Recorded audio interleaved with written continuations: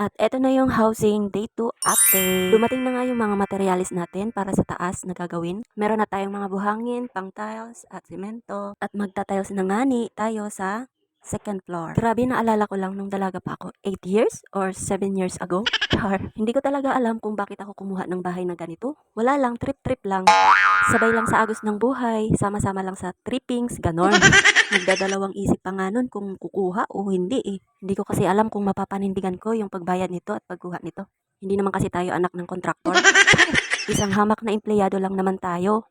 Tapos yun na nga, nakakuha na tayo ng ganito. Tapos ayun, naabutan tayo ng pandemya. Nawala ng trabaho, piniling umuwi ng probinsya. Ay ambot, nag-asawa na rin. Ganun. Char!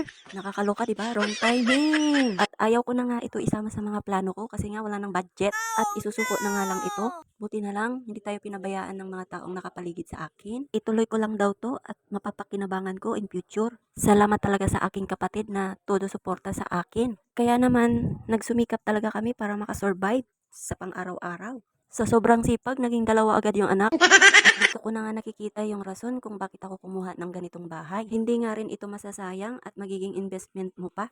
In future talaga magiging sayo na ito. At ito na nga, unti-unti na nating nabubuo yung bahay na ito. Unti-unti na rin natutupad yung pangarap natin. Yun lang. Bye!